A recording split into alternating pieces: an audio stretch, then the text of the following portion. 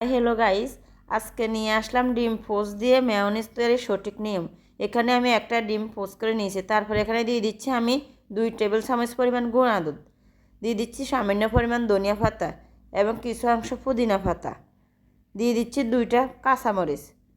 এবার আমি এখানে দিয়ে দিচ্ছি চিনিটা আপনারা কম বেশি দিতে পারেন। এখানে আমি 2 টেবিল চামচ পরিমাণ দিয়ে দিচ্ছি কিছু অংশ বিট লবণ এবং দিয়ে দিচ্ছি সয়াবিন তেল, সাথে দিয়ে দিচ্ছি আমি কিছু অংশ ভিনেগার। এবার আমি সমস্ত উপকরণগুলিকে ব্লেন্ড করে নেব। তবে ব্লেন্ড করাটা আমি বারবার ব্লেন্ড করে নেব, একবারে হবে না। এখানে 5-6 বার আপনি ব্লেন্ড করতে হবে, যাতে করে পরিপূর্ণভাবে পারফেক্টভাবে ডিম পোস্ট মেয়োনিজ তৈরি করা হয়।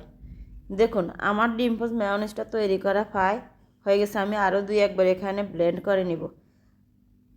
আমার এই মেয়োনিজটা সামান্য পরিমাণে একটু জাল জাল হবে।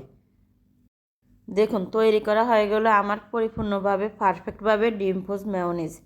আপনারা একবার চেষ্টা করে দেখবেন। এবার আমি চলে গেলাম পরিবেশনের জন্য।